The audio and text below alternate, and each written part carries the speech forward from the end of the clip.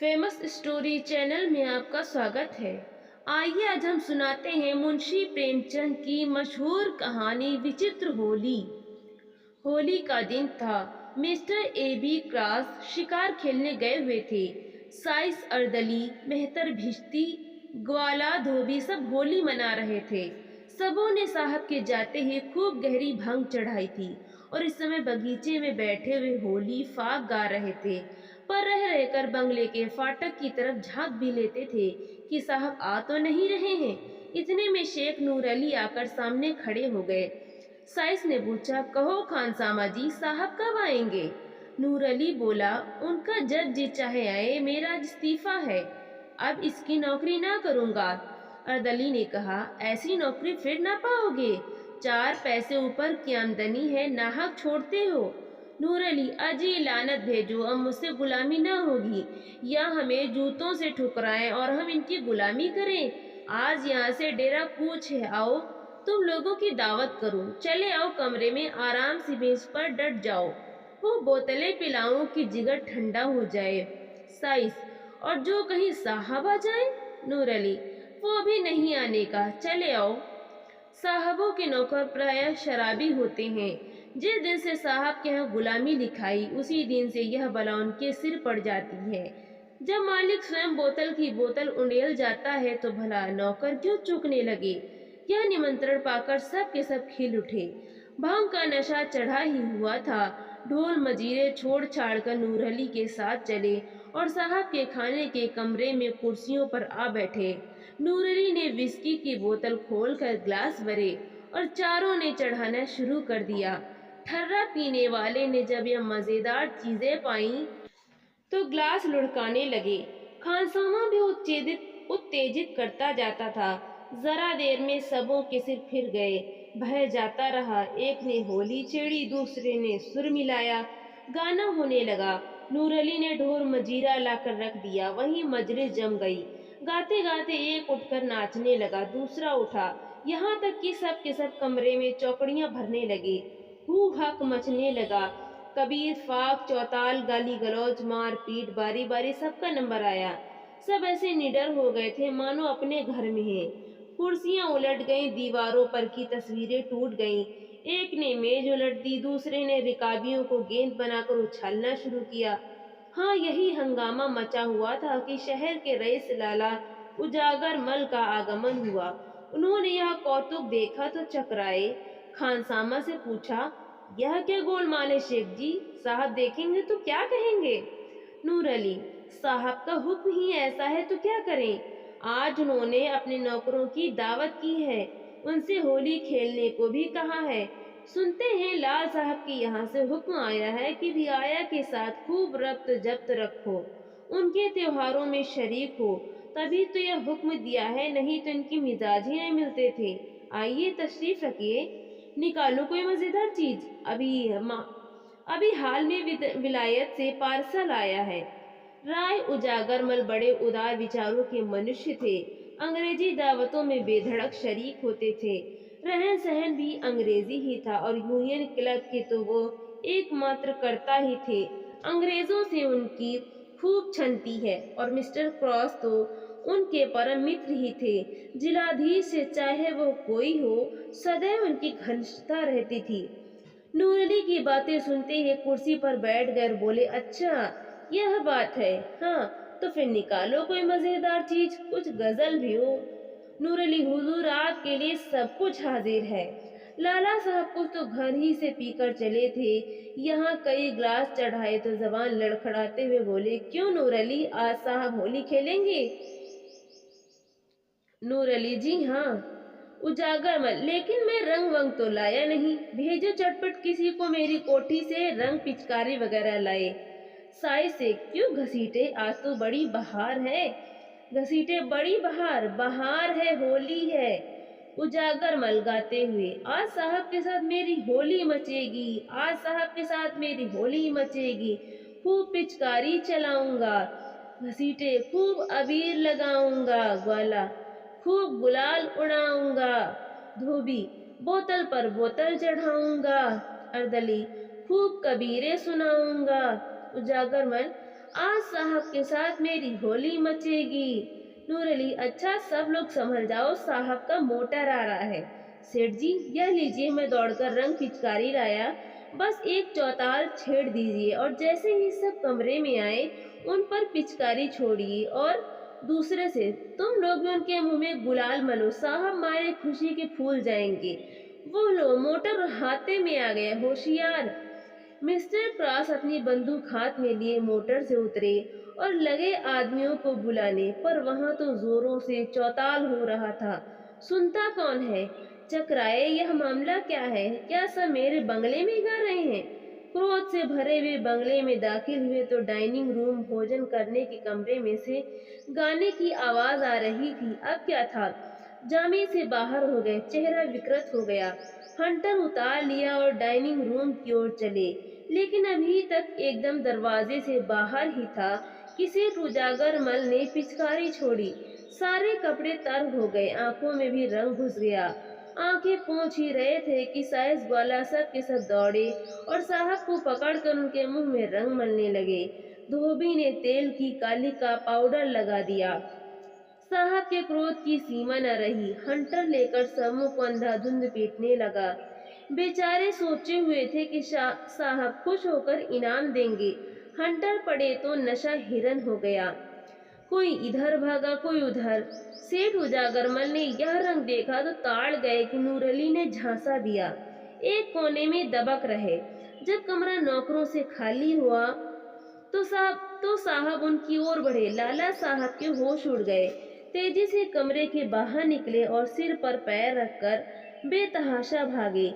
साहब उनके पीछे दौड़े। सेठ जी की फिटन फाटक पर खड़ी थी। घोड़े ने धम धम खटपट सुनी तो चौंका। कनौतियां खड़ी की और फिटन को लेकर भागा।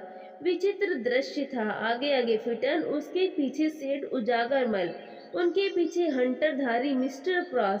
तीनों बगटुट दौड़े चले जाते थे। सेठ जी एक बार ठोकर खाकर गिरे, पर साहब के पहुंचते पहुंचते संभल कर उठे। हाथे के बाहर सड़क तक घुड़दौड़ रही। अंत में साहब रुक गए, मुंह में कालिख लगाए। अब और आगे जाना हास्यजनक मालूम हुआ। यह विचार भी हुआ कि सेठ जी को काफी सजा मिल चुकी, अपने नौकरों की खबर लेना भी जरूरी था। लौट गए। सेठ उजागरमल के जान में जान आई, बैठकर हाँफने लगे। घोड़ा भी ठिठक गया। कोचवान ने उतरकर उन्हें संभाला और गोद में उठाकर गाड़ी पर बैठा दिया। लाला उजागरमल शहर सहयोगी समाज के नेता थे। उन्हें अंग्रेजों की भावी शुभकामनाओं पर पूर्ण विश्वास था। अंग्रेजी राज्य की तामीली, माली और मुल्की तरक्की के राग गाते रहते थे। अपनी वक्तृताओं में सहयोगियों को खूब फटकारा करते थे। अंग्रेजी में इधर उनका आदर सम्मान विशेष रूप से होने लगा था। कई बड़े बड़े ठेके जो पहले अंग्रेज ठेकेदारों ही को मिला करते थे, उन्हें दे दिए गए थे। सहयोग ने उनके मान और धन को खूब बढ़ाया था। अतएव मुंह से चाहे वो असहयोग की कितनी ही निंदा करें, पर मन में उसकी उन्नति चाहते थे। उन्हें यकीन था कि असहयोग एक हवा है, जब तक चलती रहे उसमें अपने गीले कपड़े सुखा ले। वो असहयोगियों के कृत्यों का खूब बढ़ा बढ़ाकर बयान किया करते थे और अधिकारियों के कृत्यों को इन गढ़ी हुई बातों पर विश्वास करते देखकर दिल में उन पर खूब हंसते थे। ज्यों-ज्यों सम्मान बढ़ता था, उनका आत्माभिमान भी बढ़ता था। वो पहले की भांति भीरू न थे। गाड़ी पर बैठे और जरा सांस फूलना बंद हुआ तो इस घटना की विवेचना करने लगे। अवश्य नूर अली ने मुझे धोखा दिया। उसकी असहयोगियों से भी मिली भगत है। यह लोग होली नहीं खेलते तो इनका इतना क्रोधान्वित होना इसके सिवाय और क्या बतलाता है कि हमें यह लोग कुत्तों से बेहतर नहीं समझे। इनको अपने प्रभुत्व का कितना घमंड है। यह मेरे पीछे हंटर लेकर दौड़े। अब विदित हुआ कि यह जो मेरा थोड़ा बहुत सम्मान करते थे वो केवल धोखा था। मन में यह हमें अब नीच और कमीना समझते हैं। लाल रंग कोई बाढ़ नहीं था। हम बड़े दिनों में गिरजे जाते हैं, इन्हें गालियां देते हैं। वो हमारा त्योहार नहीं है। पर यह जरा सा रंग छोड़ देने पर इतना बिगड़ उठा। हाँ, इतना अपमान। मुझे उसके सामने ताल ठोक कर खड़ा हो जाना चाहिए था। भागना कायरता थी। इसी से यह सब शेयर हो जाते हैं। कोई संदेह नहीं कि यह सब हमें मिलाकर असहयोगियों को दबाना चाहते हैं। इनकी यह विनयशीलता और सज्जनता केवल अपना मतलब गांठने के लिए है। इनकी निरंकुशता, इतना गर्व वही है, जरा भी अंतर नहीं। सेठ जी के हदगत भावों ने उग्र रूप धारण कर लिया। मेरी यह अधोगति अपने अपमान की याद रह रहकर उनके चित्त को विह्वल कर रही थी। यह मेरे सहयोग का फल है, मैं इसी योग्य हूँ। मैं उनकी सौहार्दपूर्ण बातें सुन सुन फूला न समाता था। मेरी मंद बुद्धि को भी इतना भी न सूझता था कि स्वाधीन और पराधीन में कोई मेल नहीं हो सकता। मैं असहयोगियों की उदासीनता पर हंसता था। अब मालूम हुआ कि वे हास्यास्पद नहीं है, मैं स्वयं निंदनीय हूँ। वो अपने घर ना जाकर सीधे कांग्रेस कमेटी के कार्यालय की ओर लपके। वहां पहुंचे तो एक विराट सभा देखी। कमेटी ने शहर में छूत अछूत छोटे बड़े सबको होली का आनंद मनाने के लिए निमंत्रित किया था। हिंदू मुसलमान साथ साथ बैठे हुए प्रेम से होली खेल रहे थे। फल भोज का भी प्रबंध किया गया था। इस समय व्याख्यान हो रहा था। सेठ जी गाड़ी से तो उतरे, पर सभा स्थल में जाते संकोच होता था। ठिठकते हुए धीरे से जाकर एक ओर खड़े हो गए। उन्हें देखकर लोग चौंक पड़े। सब के सब विस्मित होकर उनकी ओर ताकने लगे। यह खुशामदियों के आश्चर्य आज यहाँ कैसे भूल पड़े। इन्हें तो किसी सहयोगी सभा में राजभक्ति का प्रस्ताव पास करना चाहिए था। शायद भेद लेने आए हैं कि ये लोग क्या कर रहे हैं। उन्हें चिढ़ाने के लिए लोगों ने कहा, कांग्रेस की जय। जगनमल ने उच्च स्वर में कहा, असहयोग की जय। फिर ध्वनि हुई, खुशामदियों की जय। सेठ जी ने उच्च स्वर में कहा, जी हुजूरों की जय। यह कहकर वो समस्त उपस्थित जनों को विस्मय में डालते हुए मंच पर जा पहुंचे और गंभीर भाव से बोले, सज्जनों, मित्रों, मैंने अब तक आपसे असहयोग किया था, उसे क्षमा कीजिए। सच्चे दिल से आपसे क्षमा मांगता हूँ। मुझे घर का भेदी, जासूस या विभीषण न समझिए। आज मेरी आंखों के सामने से पर्दा हट गया। आज इस पवित्र प्रेममय होली के दिन मैं आपसे प्रेमालिंगन करने आया हूँ।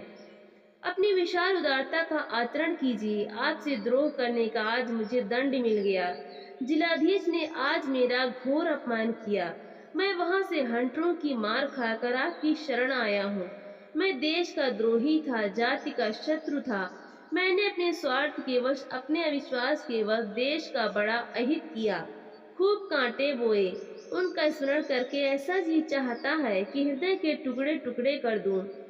एक आवाज, हाँ अवश्य कर दीजिए। आपसे ना बने तो मैं तैयार हूँ। प्रधान की आवाज, यह कटु वाक्यों का अवसर नहीं है। नहीं, आपको यह कष्ट उठाने की जरूरत नहीं। मैं स्वयं यह काम भलीभांति कर सकता हूँ, पर अभी मुझे बहुत कुछ प्रायश्चित करना है। जाने कितने पापों की पूर्ति करनी है। आशा करता हूँ कि जीवन के बचे हुए दिन इसी प्रायश्चित करने में, यही मुंह की कालिमा धोने में काटूं। आपसे केवल इतनी ही प्रार्थना है कि मुझे आत्म सुधार का अवसर दीजिए। मुझ पर विश्वास कीजिए और मुझे अपना दीन सेवक समझिए। मैं आज से अपना तन मन धन सब आप पर अर्पण करता हूँ। तो दोस्तों, आपको ये कहानी कैसी लगी? जो भी कहानी सुननी हो कमेंट में ज़रूर बताएं। वीडियो को लाइक करें, शेयर करें और चैनल को सब्सक्राइब करना बिल्कुल भी ना भूलें। तो मिलते हैं हम अगली नई कहानी के साथ। बहुत बहुत धन्यवाद।